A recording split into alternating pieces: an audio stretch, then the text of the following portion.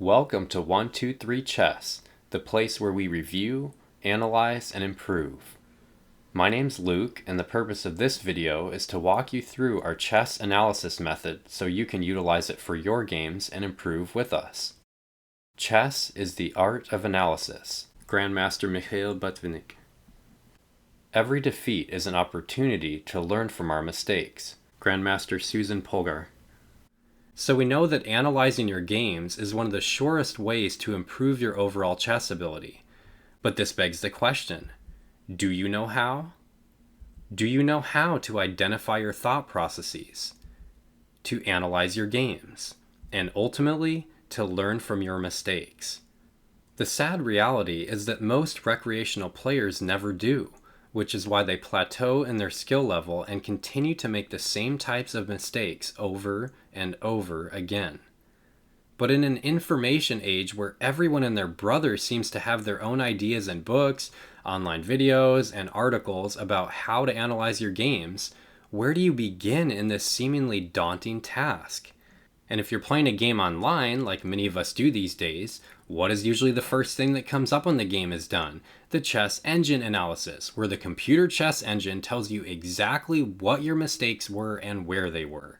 This is like looking in the back of a math textbook for the answers to your problems without having actually gone through the problems to understand how to get to the answers yourself. So if you would like to understand how to systematically analyze your games, I would like to introduce you to the chess analysis method. Compiled from principles and concepts from the Grand Masters, all we've done here is simply compiled them into an easy-to-remember structure that's accessible for anyone to use, using the acronym of, well, chess. In this acronym, the C stands for clock and code, the H for head and hat, the E for Ed and Anna, the S for select and study, and the final S, secure key takeaways. This is the chess analysis method. So without further delay, let's dive right in. Clock and code. Clock and code is done during the game. So basically, before you start your game, you have to create some sort of code legend for yourself, so that as you play, you can quickly identify the critical moments of the game, which includes the moves that took the most time on your clock. These can be numbers, letters, symbols, basically anything you want as long as it's easy for you to remember and you don't have to write down full words that way.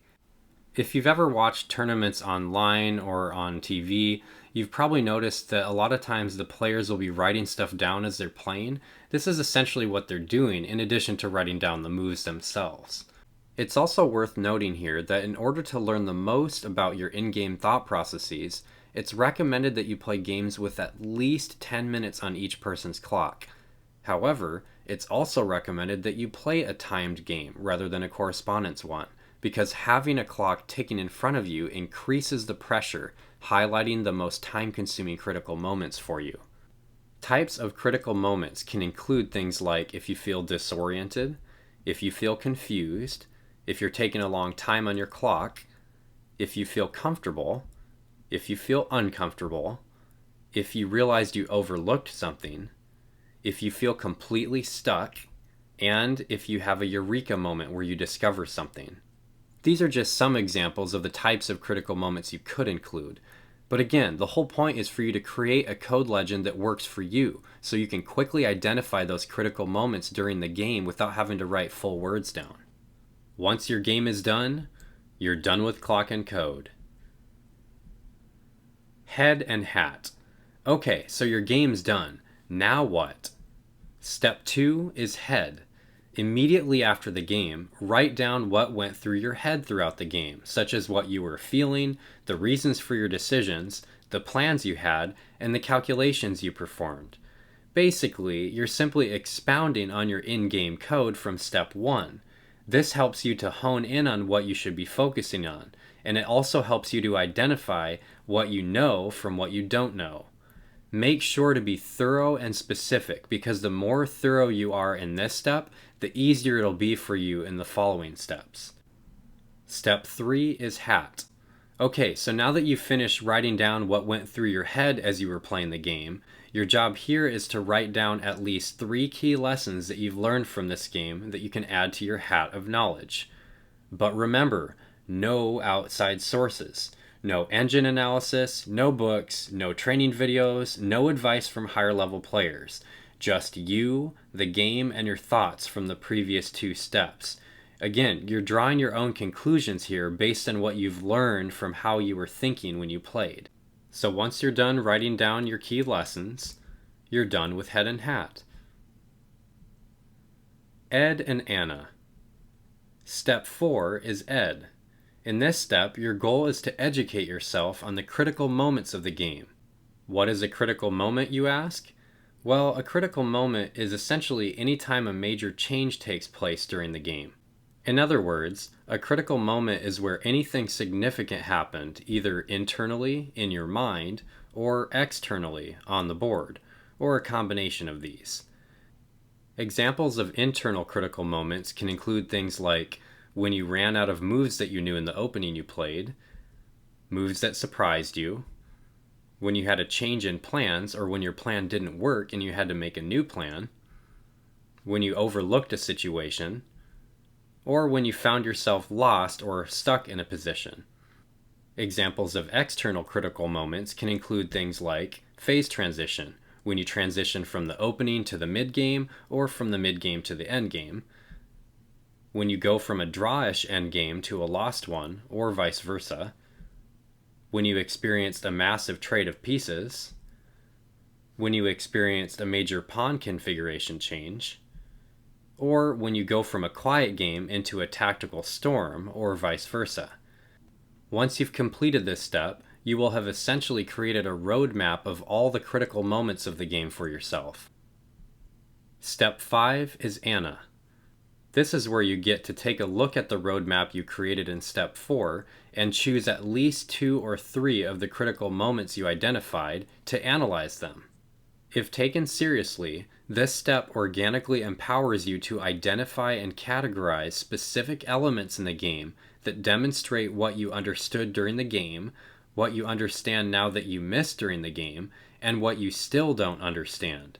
But before you analyze these 2 or 3 critical moments you chose, it's wise to run these moments by an equal or higher level player. The reason is you want to make sure that your time is being well spent on some of the most logical and key critical moves. After you've taken a good hard look and analyzed those 2 or 3 critical moments you decided on, you're done with Ed and Anna. Select and study. So far in this analysis process, we haven't yet consulted any external source in the previous steps. However, we have learned a lot about our own thought processes, and we've also taken a deep dive in analyzing 2 or 3 critical moments in the game. So at this point, we should have a pretty good grasp of areas of our weaknesses or gaps in our knowledge that this game has pointed out for us. It is with these gaps of knowledge or weaknesses in mind that we begin Step 6. Select and study is essentially where we take an opening theory, a positional pattern, or a tactical element to study it from a master source. You'll typically have at least 2 or 3 different things you're studying in this step. Once you've selected the things you would like to study, now you have to choose what source you're going to go to.